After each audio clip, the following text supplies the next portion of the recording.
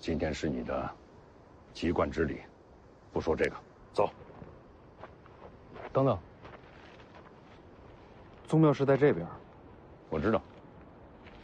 籍贯之礼应该去宗庙才对。我给他改了。按照古制，要祭天地、祭先祖，都不用祭。不祭天地、不祭先祖，那去哪儿行籍贯之礼？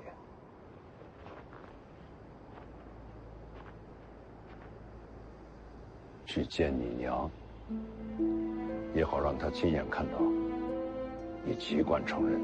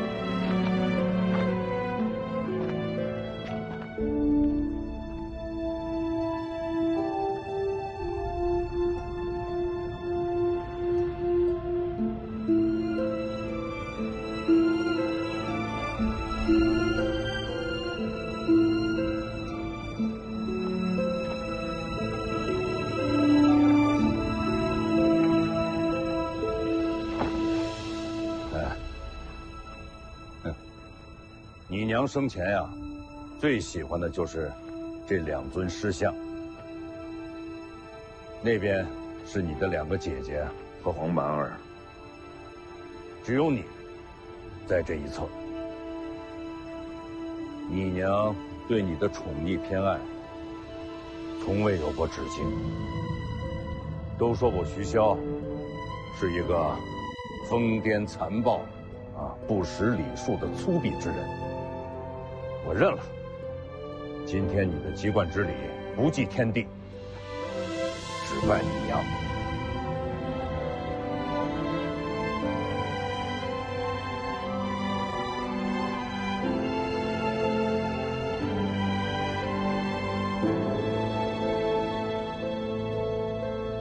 黄满儿呢？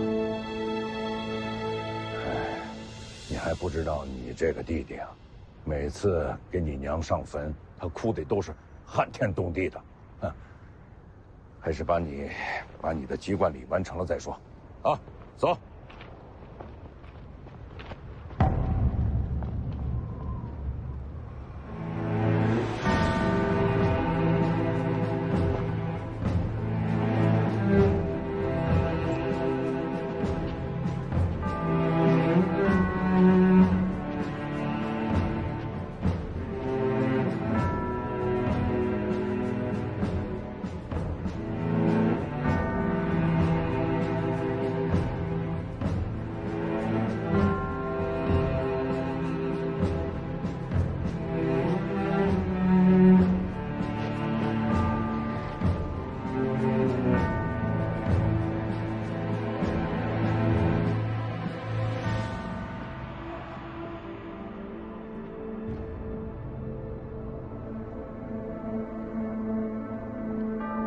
诸子籍贯便已成人，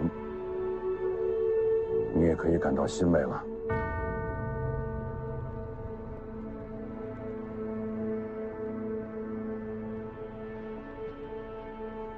跪下。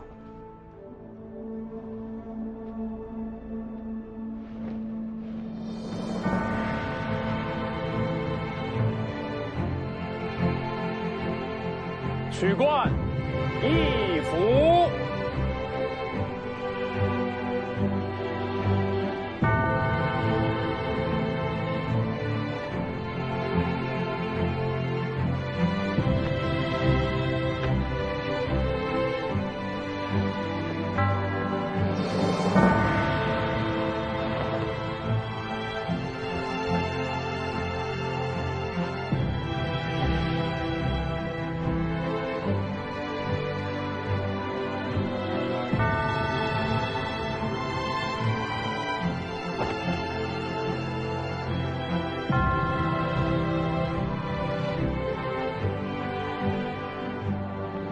令月史家元服，弃而幼志，顺而成德，授考为奇，戒而景服。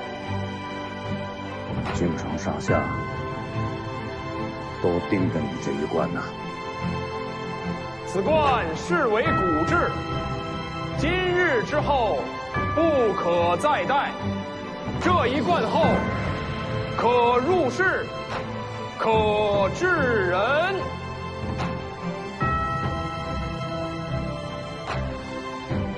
除冠一服。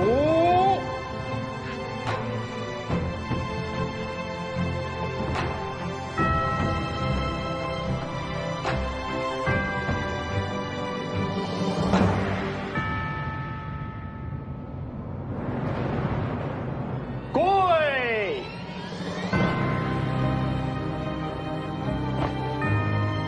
吉月令臣，乃身而服，敬而威仪，殊甚而得，眉寿万年，永寿无福。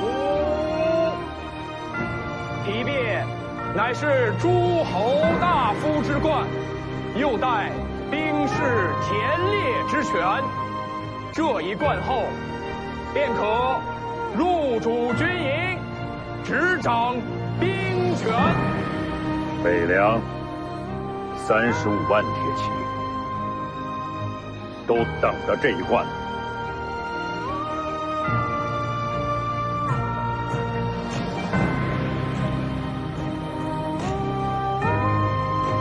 除冠一服。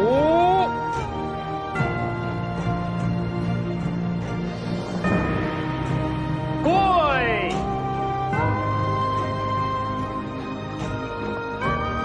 以岁之政，以月之令，贤家而服，兄弟俱在，以成厥德。黄狗无疆，受天之庆。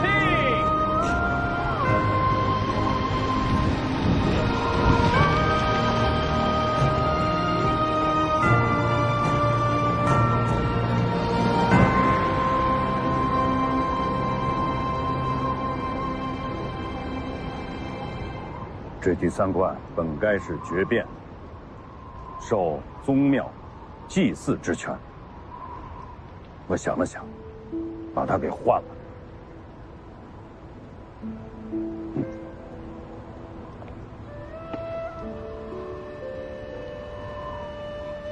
此冠不合礼制，亦无典故，可以说它什么都不是。天上地下，没有人会在乎他，除了你娘，因为这是她亲自为你缝制的。你母亲缝制它的时候，就盼着能够看到你戴上此冠。现在，她终于瞧见了。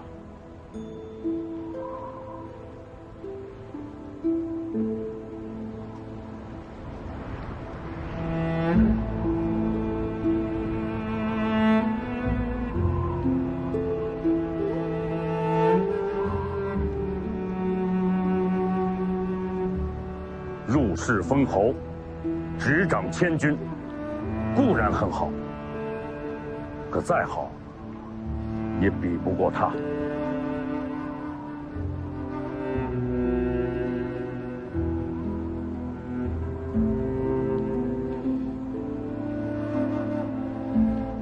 是啊，什么都好不过他。来。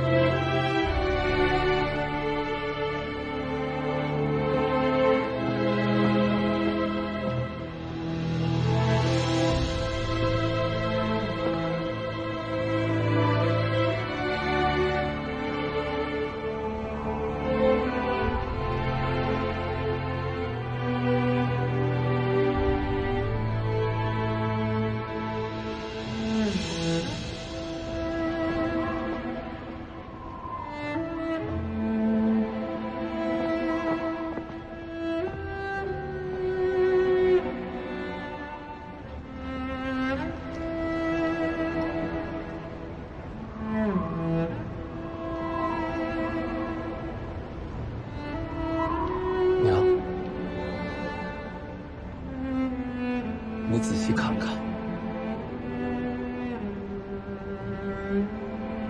凤年长大了。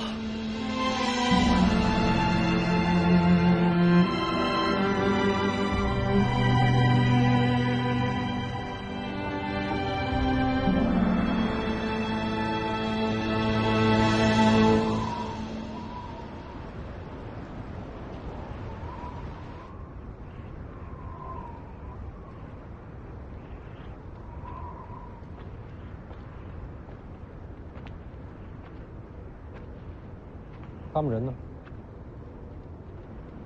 我让他们先回去了。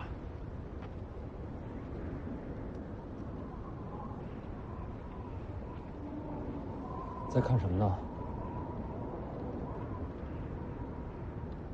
天下这么大，啊，站得这么高，还是看不全呢。或许本来就看不全，或许站得还不够高。还嫌爬得不够高啊？站得高点儿，看得也清楚。山底下风景也不错。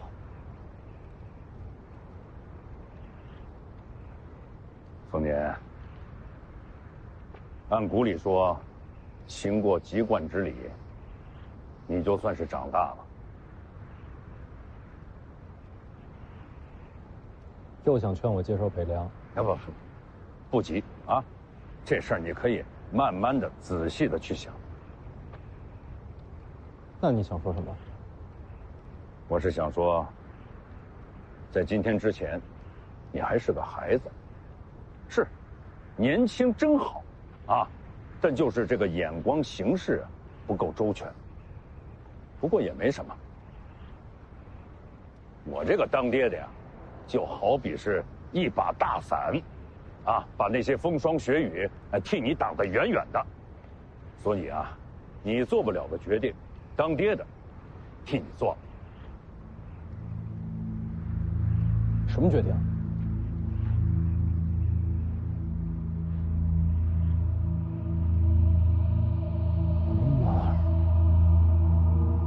黄毛去哪儿了？已经出城了。别急，他会回来的。你不想杀宁峨眉，又想让你弟弟留在北凉，啊，我只能替你找出这第三条路。不杀人，啊，你弟弟可以留在王府，而且北凉还不能生乱。你到底想干什么？我问你，军中大营那些将校武官，为什么亲近你弟弟？天生神力，骁勇无双。如果他没了这副根骨呢？怎么就没了？我要重塑他的筋骨，让他变成一个凡人。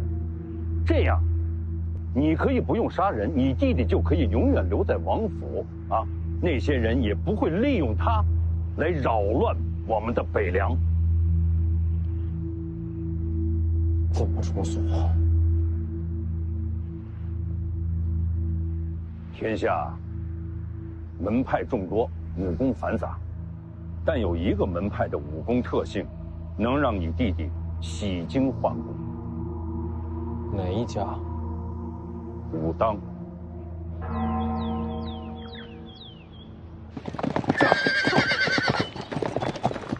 这。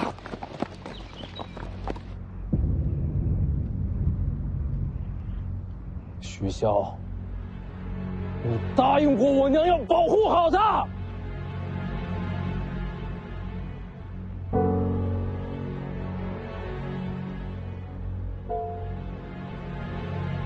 我答应你娘，是保护好你们。你想两全其美，我只能这么选。权力斗争本来就是你死我活，我让他变成一个普通人，那是给他一生的安稳。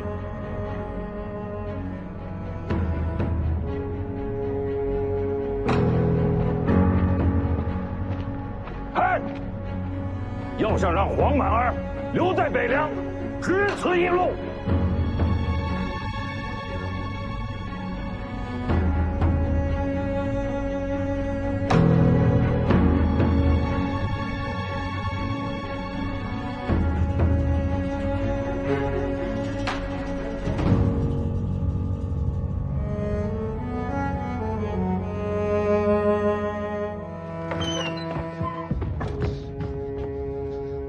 能不能再帮我一个忙？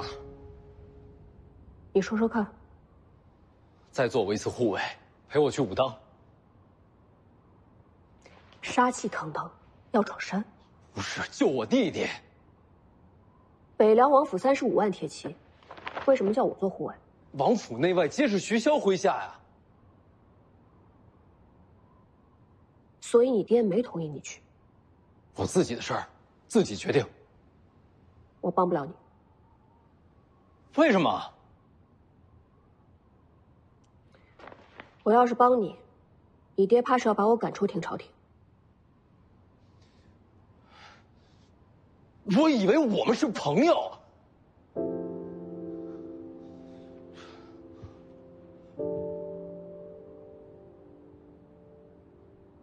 你知道我为什么要留在天朝廷吗？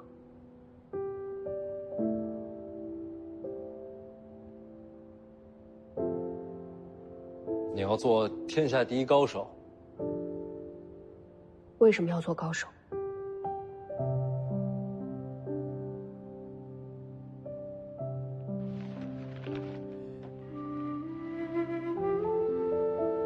因为只有这样，我才能完成自己用血写下的誓言，为逝去的人讨回公道。这是我活着唯一的目标。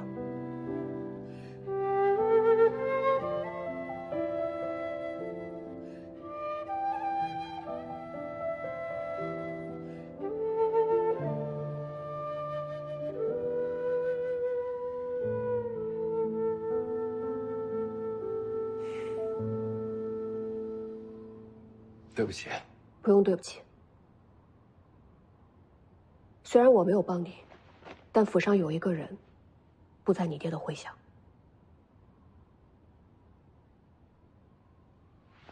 水里出来那个。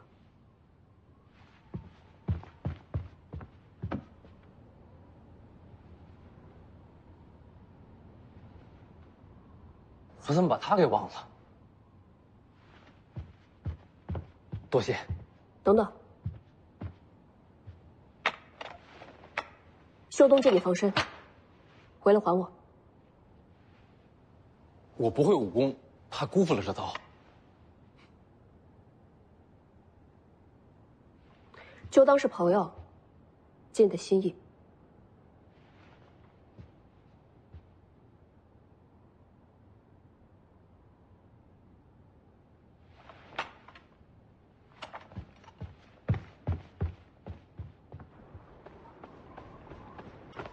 哎呀，多吃点啊，多吃点，吃了嘞。什么事？陪我出城。出城干嘛？我去。你答应过老黄给我做护卫的，江湖人说话不算话吗？你要去哪儿啊？武当。这么远？啊，不去不去不去。哎，言而无信，传出去可不好听啊。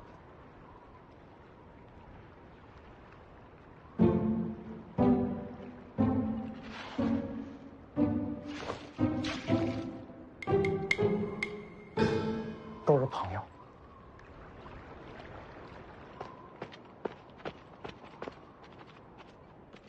徐骁，你看看，一匹也没有。你爹把马都收走了。先出去，街上有骡马市，大不了现买。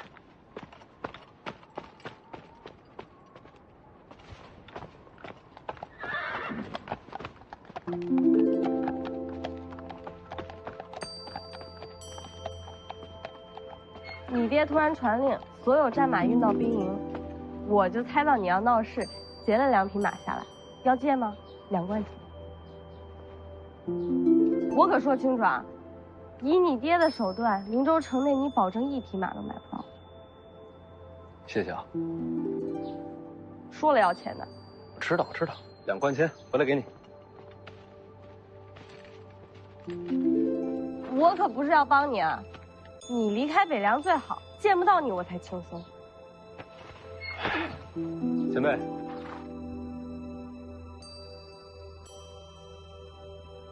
你出城是和你爹对着干？没错，要追上我弟弟，搞不好还要动手抢人。前辈怕了？这才有点意思。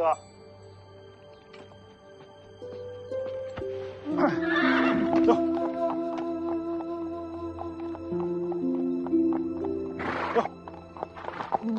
走。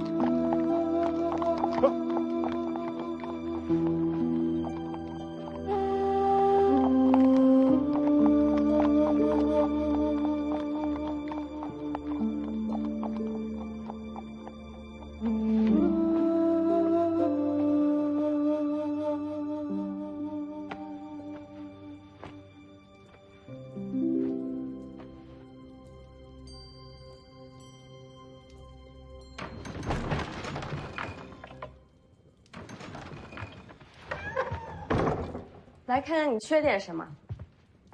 我听人说你给徐凤年送马，消息传得这么快？徐骁摆明了就是不想让徐凤年出城啊！你这不是惹祸上身吗？我都不怕，你怕什么？你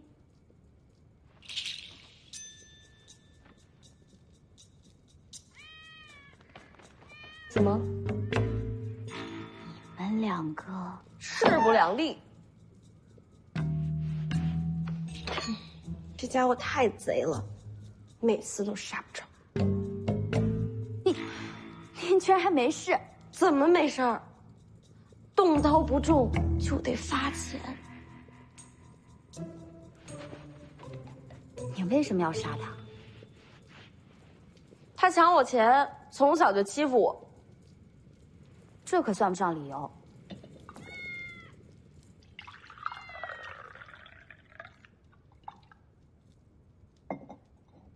大概是为了让他事先习惯起来吧。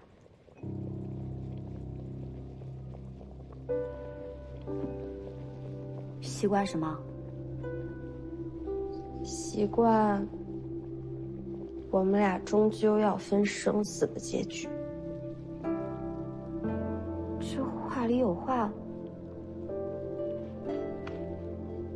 面对命运，每个人都是孤身一人。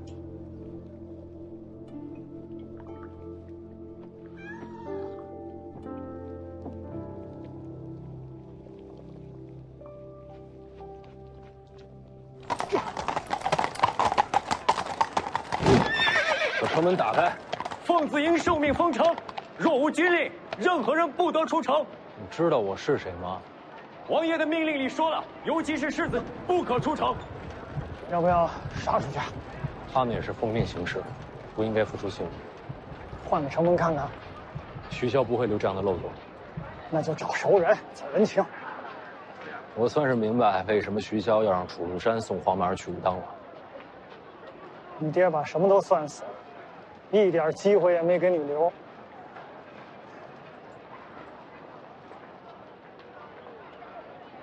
怎么，放弃了？这营号听着耳熟，想起来了，走。动！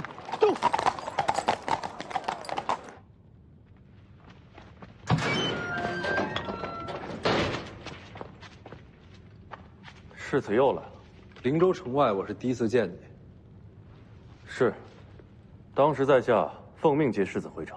当时你报了名号，凤子营是你麾下。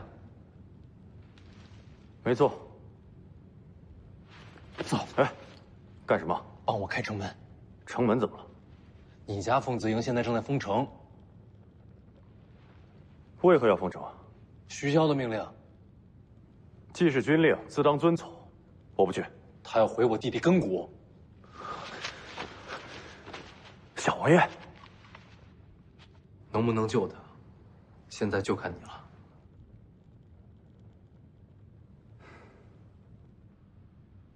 徐凤年是用手令入的地牢。那令牌是他师傅给的。宁峨眉定会下令开城门。他是凤子营主将，他的话对凤子营就是军令。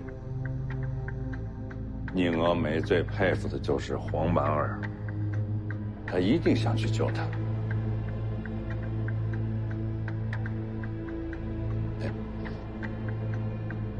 你还追得上？追得上。哦，追上以后帮我传个话。世子请回，明日之前，城门不会再开。宁将军回来了。传我军令，开门。备马。遵令。上。上。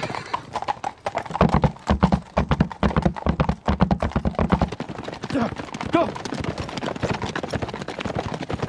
停！世子。黄毛呢？留在武当山了。你把他一个人留下了？知不知道徐骁让他去武当干什么？义父没说啊。他要毁了黄毛儿根骨。你也不用那么着急，能改人根骨，也只有武当新法成就大王庭。武当很多年都没人能做到。怎么了？世子不知江湖事，武当没落，全凭掌门王重楼独当一面。此人精彩绝艳，现已成就大王庭。武当又有人练成大王庭了。走，追去武当。陈继报，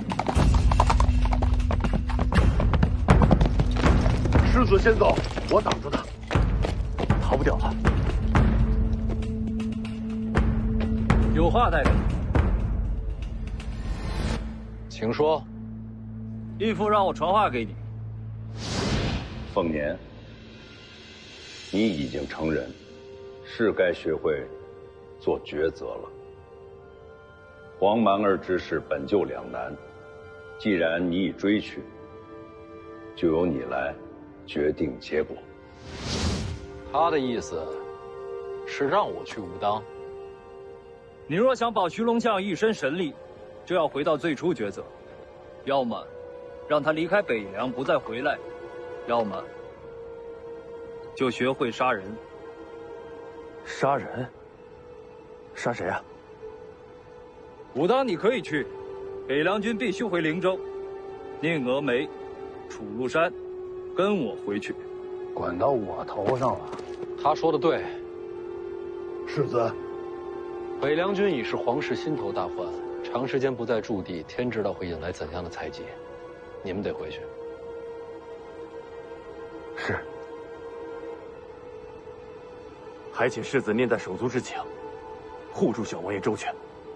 一言为定。行。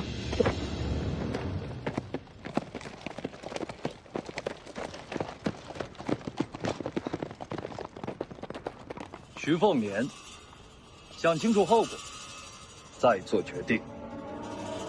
走，去武当。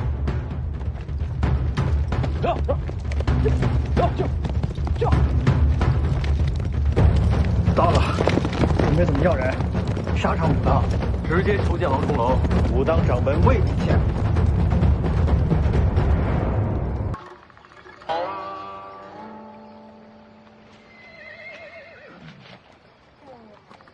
这。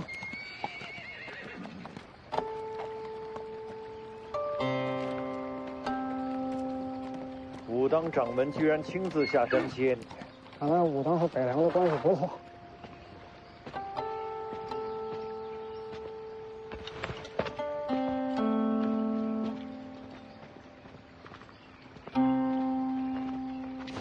王重楼见过世子。黄蛮儿呢？谁把他留下的？掌门师兄。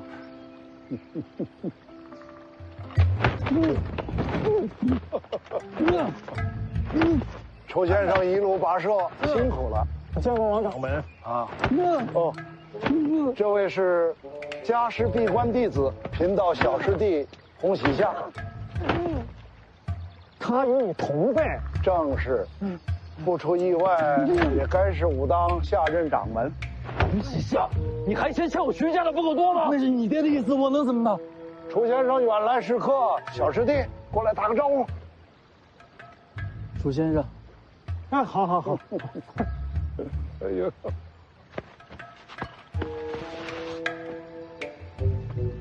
带我去见他。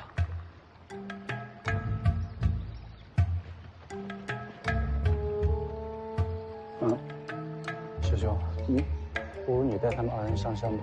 你也一起去。我想再放会儿牛。不赶这一会儿。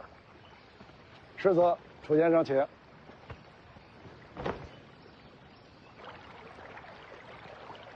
来，世子，请。请。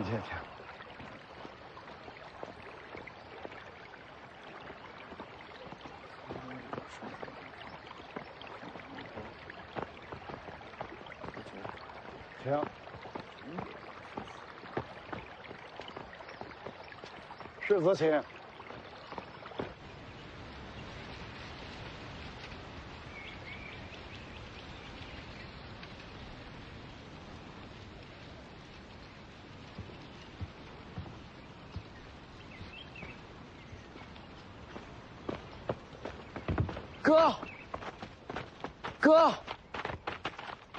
哥，我刚想你，你就来了。你还好吗？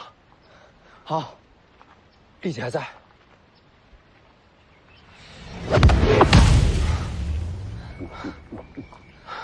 那就好，走，跟我回家。怎么了？爹说了，我不能回去。我说能回去，我说了算。可是爹说，如果我回去，会给哥带来麻烦。我不怕麻烦。世子莫要急躁，不如先让心静下来。你要拦我？世子的家事贫道怎敢拦？我只是劝世子想清楚些。小王爷若是回了北凉，等着他的会是什么？我守着他，不会让他被人利用。你能寸步不离守他一辈子吗？为何不能？世子难不成要用铁链子锁住小王爷？我知道世子与小王爷兄弟情深，可是世子想过没有？如果支持小王爷的人对世子动手呢？我接着。如果支持世子的人对小王爷动手呢？谁敢？权力之争，什么事做不出来？你这么带他回去，是把小王爷往绝路上推。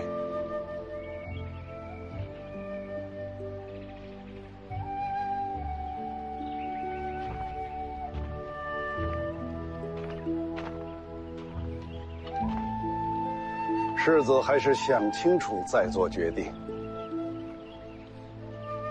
走，你带他去哪？我带小王爷逛逛武当。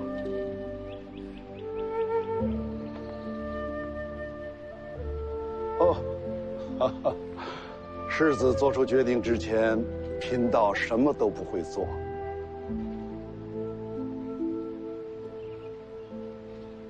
我不走，就住在这儿。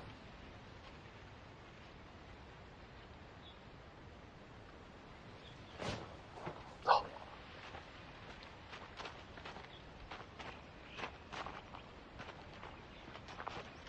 好些年没来武当了。我四处看看。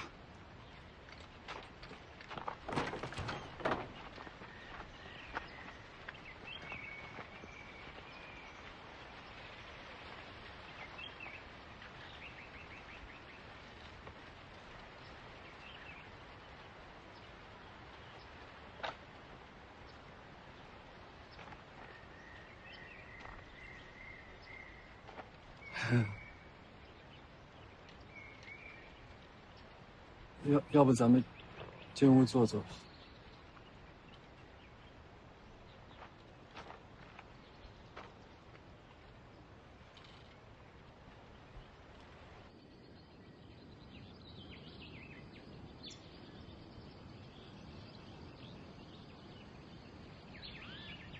小王爷在想什么？是我惹我哥不高兴吗？不是你。但是为什么爹说我回家会害哥？是因为你哥心不够狠。那不好吗？其实很好，只是人间如玉，心软的人容易受伤啊。我可以保护他。哦，哎，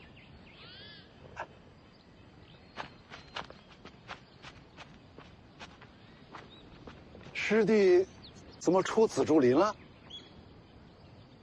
哦，这位是王爷次子。天生根骨，赤子之心，很好。哎，倒不如让小王爷就住在你的紫竹林。从本心讲，整个武当山里最像小王爷的，就是师弟你了。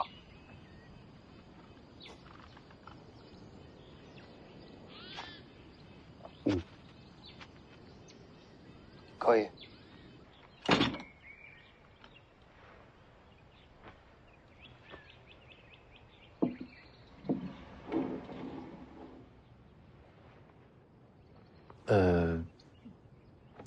其实我大概都听明白了，是有人想借小王爷之名，从世子手中夺取北凉大权。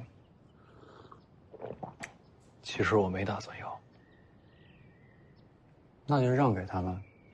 黄蛮儿本心通明，不谙世事。我要是把北凉让给他，那些支持他上位的人，总有一天会夺他性命。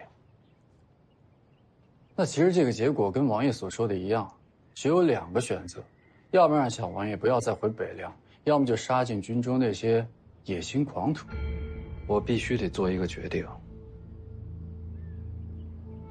可是想借小王爷身份搅乱局面的人到底是谁？藏得太深，徐骁都没找到。那不就简单了？小王爷现在回不了北凉，那就让他暂时待在武当呗。世子若是想念，随时可以来看他。问题就出在这儿，你们武当守得住他吗？这么大一个门派，守不住一个人？你要想明白一个道理，那些支持黄蛮儿上位的，未必是北凉军。那会是什么人？最希望北凉分崩离析的是谁？李彦皇室。皇室眼中，黄蛮儿就是打破平衡的利器。武当不过是个江湖门派，挡得住皇权吗？这个放心了，皇室还能赶到武当来抢人不成？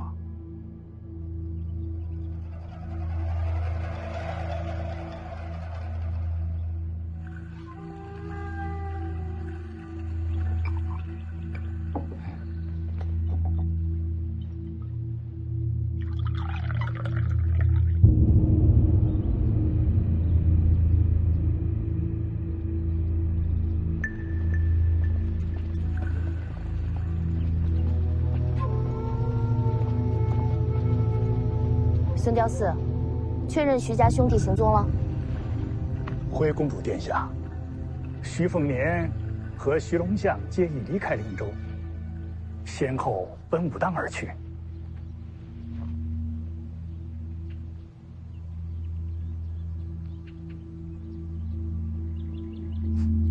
好，我们也去武当。3年前，徐凤年推拒婚约，让我成了这京城里的笑话。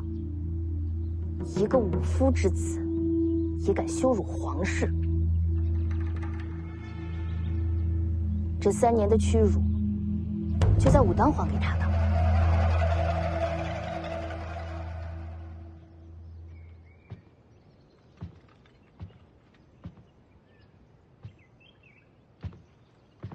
那小道士咋了？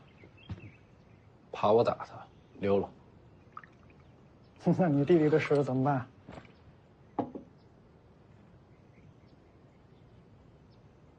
既不能回北凉，也不知道让他住在哪儿才能避开皇室觊觎。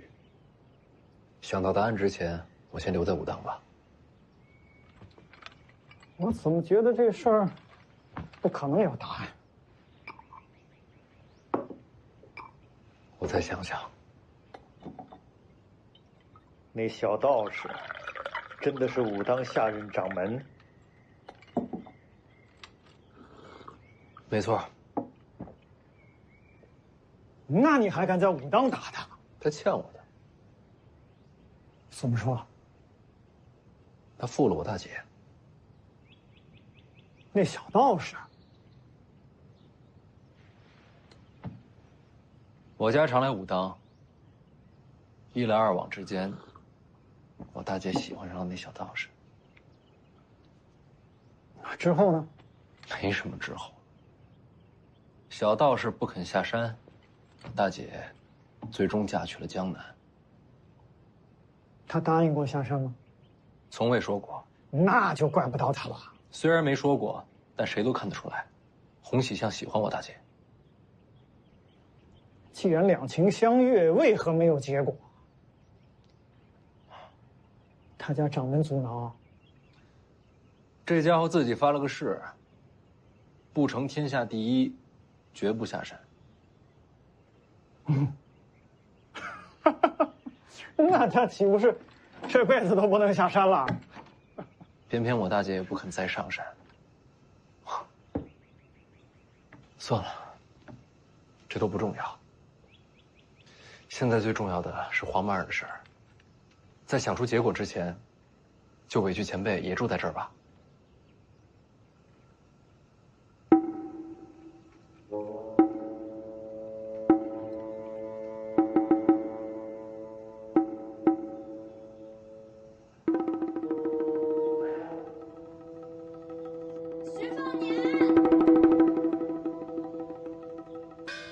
小泥人儿，我耳鸣了。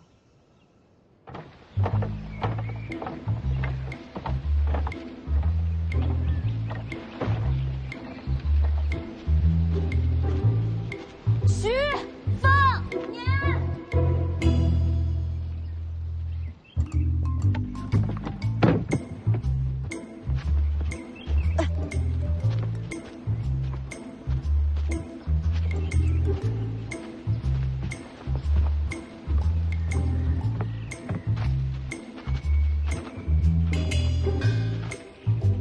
还真是你，你怎么来了？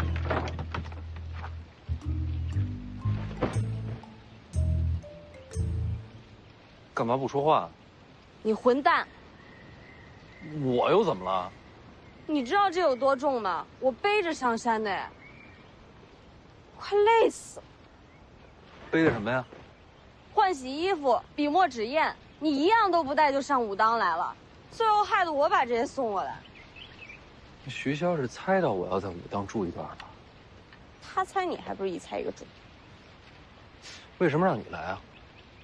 借马的事儿被知道了呗，还不是怪你？你一个人上来的？马车到了山脚就回去了。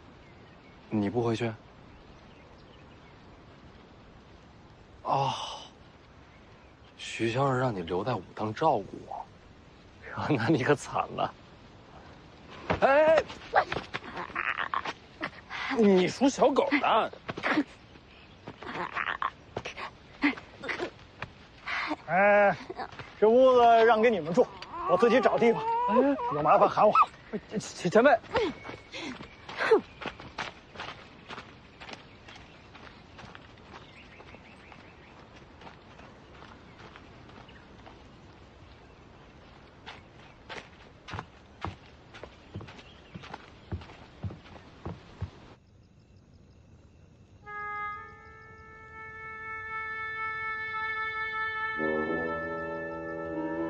哎呀，这屋里实在是摆不下第二张床。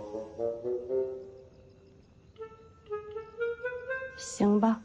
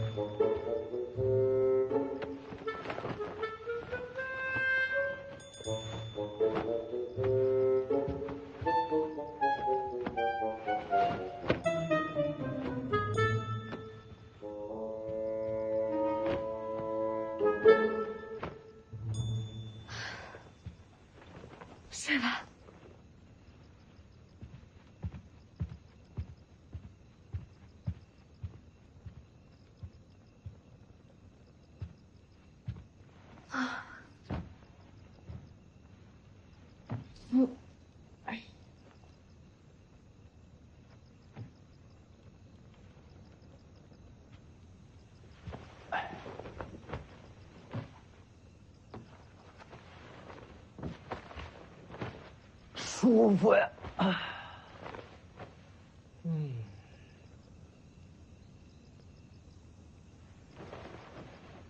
你想清楚啊！真不需要我跟你换一下？不用，你就坐那儿一晚上？我乐意。哎，你那钱盒在包裹里呢吧？嗯。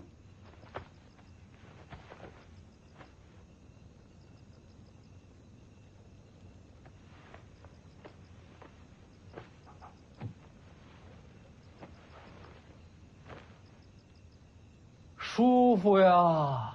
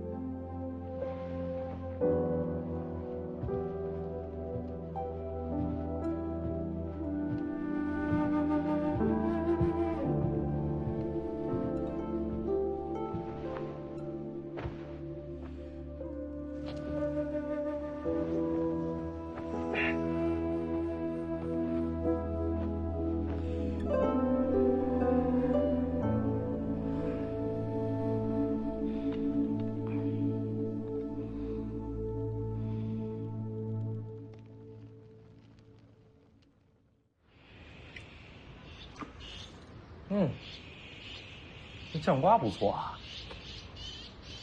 他就在那儿睡了一宿。估计是累坏了。你也不把他扶到床上去。这丫头身世惨，那不是更需要照顾吗？她才不需要被照顾，被可怜。这丫头啊，骄傲着呢。可是她为什么睡觉不抵着墙呢？那包裹重，她这一路背上来，肩上背上，怕都是破了皮，靠着会疼。你是怎么知道的？我家丫头，我不知道，谁知道？我真是搞不懂你们。醒了，来吃早饭。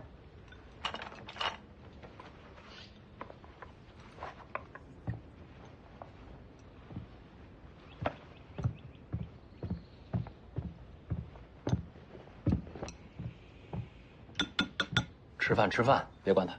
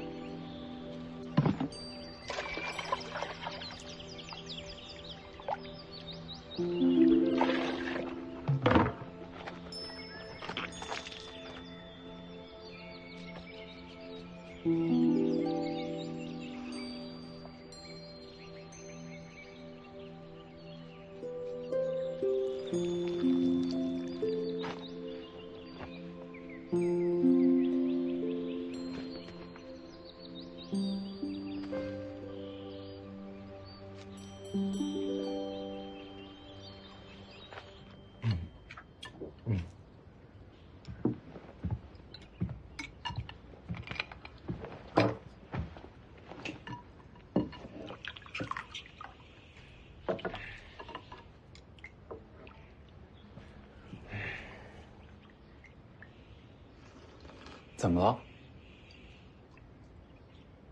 有菜吗？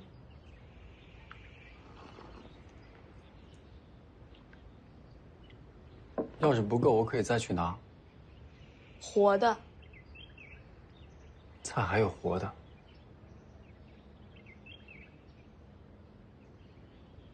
这道士是傻的吗？人家是武当下任掌门。世子，这到底什么意思啊？他是问你有没有菜籽瓜苗之类的。可这怎么是活的呢？没出土之前，不是活的，是死的吗？姑娘说的对，是活的。姑娘要这些，做什么？种啊。我们有菜，可以给你送来。自己种不行吗？行倒是行，但是我们没有菜籽瓜苗。那你们自己吃的菜从哪来的？我们武当倒是有一个菜园子。带我去。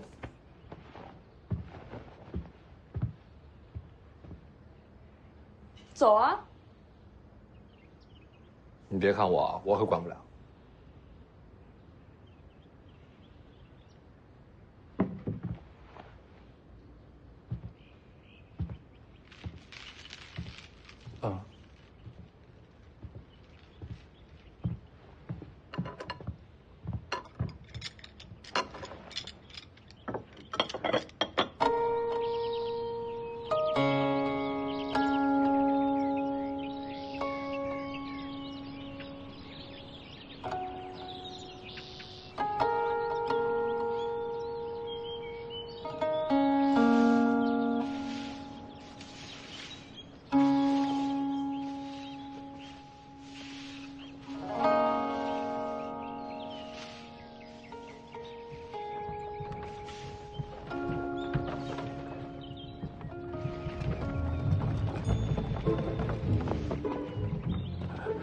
掌门，掌门，这不是菜头吗？大事不妙了，馆里遭贼了。菜园子里的菜被偷走了许多，得彻查呀。谁会偷菜啊？哦，该不是山中狸鼠闹灾？哎呀，掌门啊，那是那铁锹挖的呀。也许是狐狸成了精了。哎，日后多加小心就是了。啊，去吧。啊，掌门啊，狐狸吃肉的，它不吃菜呀。夫玄道者，得之乎内，守之者外，用之者神，忘之者气。此中要言，你可要自己参透，不要事事都问掌门。用之者神，忘之者气。用之者神，忘之者气。用之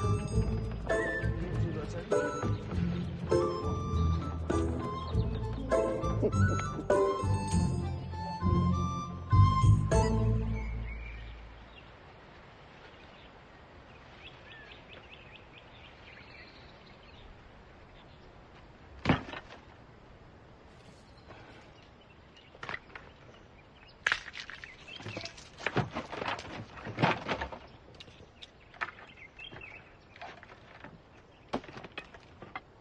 江妮姑娘，你偷菜这件事情，千万不能让掌门师兄知道。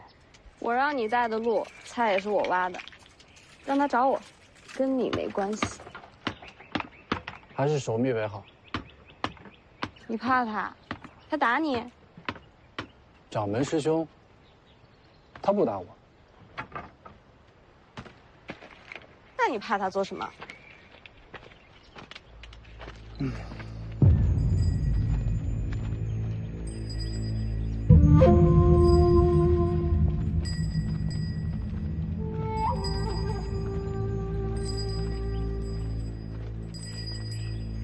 什么路数？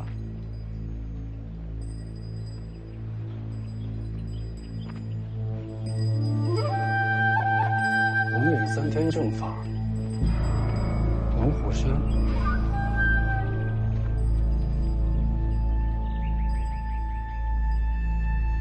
皇室钦点的天下第一门派。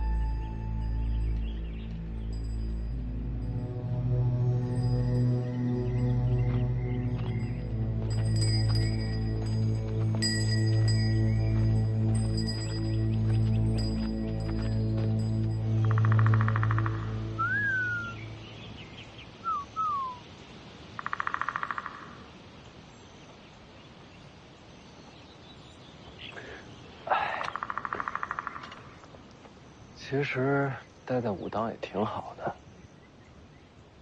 不像留在北凉，整天都要提心吊胆，揣摩人心。就是吃饭全是素的，这受不了。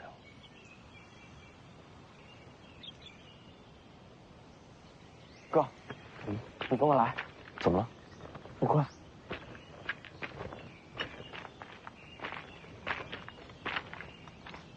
哥，这边。你要带我去哪儿啊？就是这儿。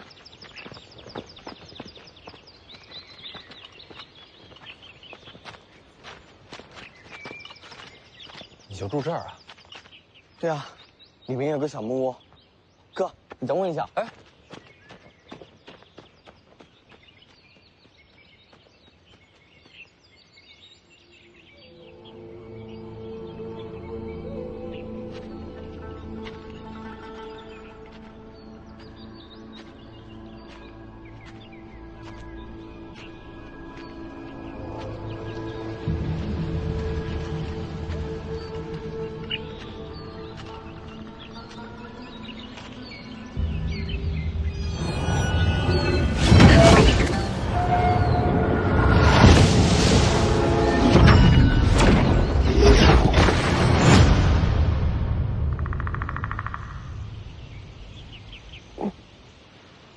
哥，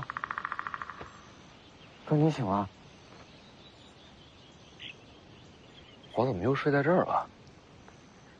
你不是睡，你是晕了。为什么会晕？木剑道士把你打晕了。木剑道士？住在竹林里那个？嗯。他也是武当的？他没打你吧？没有，木剑道士是我心境。他用什么把我打晕的？剑气。剑气。武当还有这种天才？哥，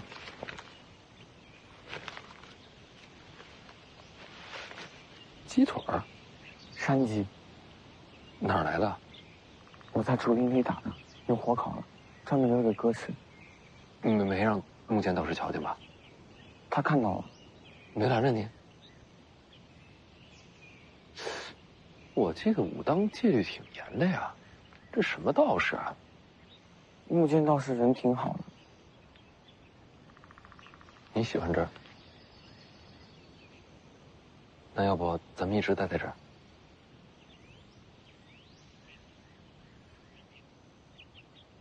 你不愿意？哥是要走的。我去哪儿？哥要回家。爹说，家里不能没有你。大姐、二姐都不在，你也要走，我一个人回去有什么意思呀？那还算是个家吗？爹希望你帮他。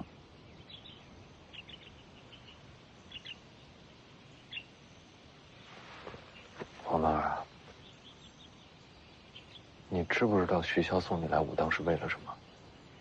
知道。你知道什么呀？拿走我的力气。他连这都告诉你了？告诉我。那你还这么听话的赶过来？爹说我没了力气，哥就不会有麻烦了。你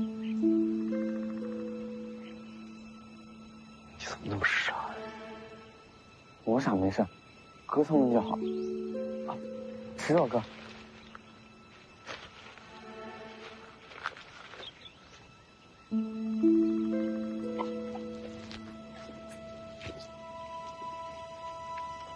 好吃吗？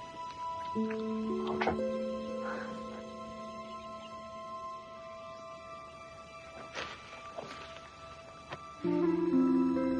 老板儿，哥不怕麻烦，我就守在这儿，谁也别想把你带走。你恐怕守不住。前辈，这些天都没怎么见到你。在山里闲逛。您刚才说我守不住，是什么意思？龙虎山来人了，找他的。人呢？在你屋子门口，架势挺大。黄毛先回林子里，不是哥叫你，绝对不要出来。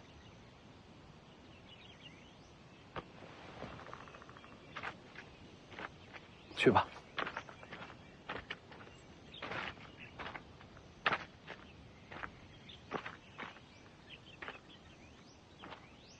如果我和龙虎山的人起了冲突，前辈会帮谁？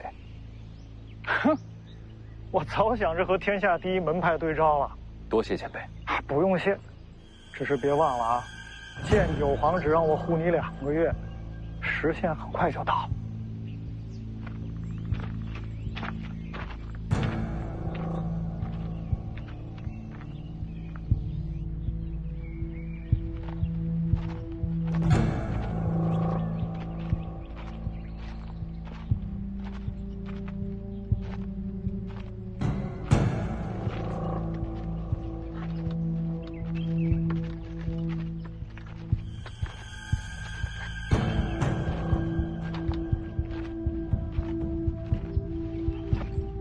这么多人盯着，你还种菜啊？又不是找我的。洪喜相呢？被王重楼拉走了。看来武当这是打算置身事外了。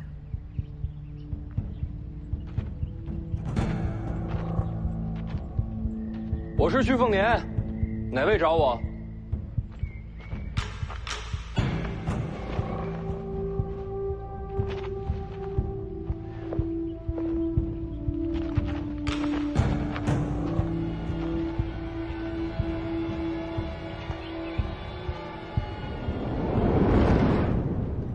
掌门，能确定是龙虎山的人吗？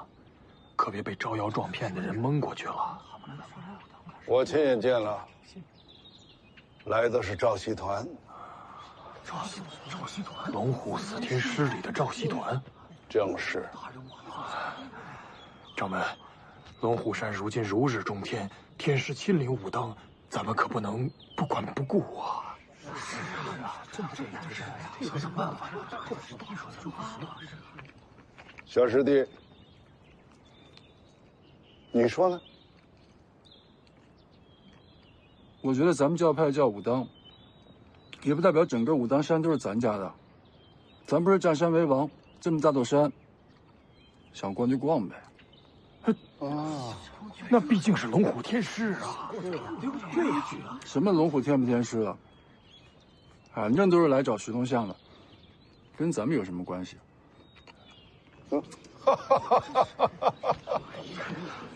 说的没错。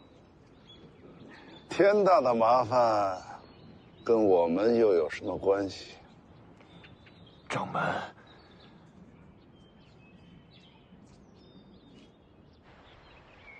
徐凤年，正是。徐龙相在哪儿啊？让他出来。贫道要带他回我龙虎山。敢问阁下是？龙虎赵熙团。赵熙团，竟是天师亲临啊！那怎么能站这儿呢？这岂不是怠慢了天师？天师，屋里聊。徐龙相在哪儿啊？我这就去找他。天师先进去喝杯热茶。好。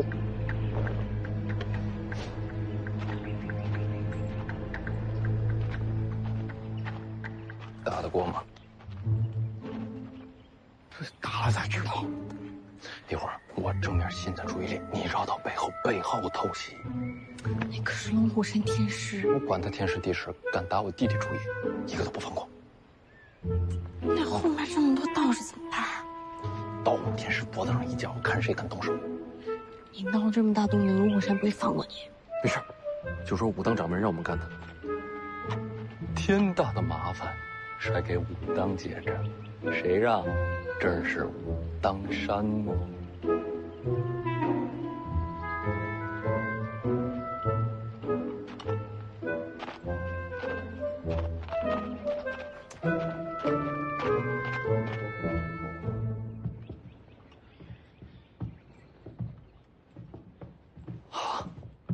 确实是简陋了些，天师万物见怪啊。江宁啊，你把这凳子给天师擦擦，让人家坐下。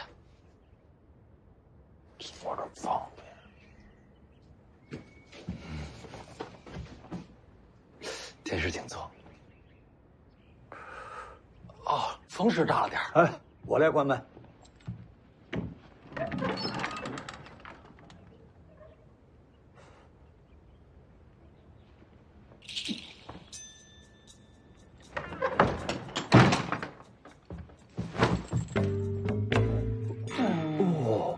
不是说要喝茶吗？茶叶在哪儿啊？啊，茶叶呢？茶叶呢？茶叶，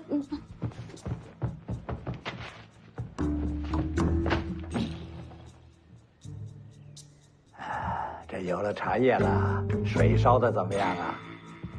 烧水了吗？啊，烧了吧？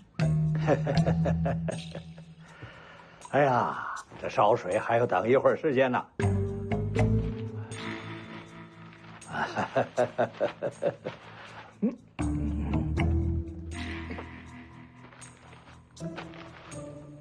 哎，世子不必惊慌，也不要误会，贫道这次来的目的就是要带小王爷回龙虎山。那我就没误会。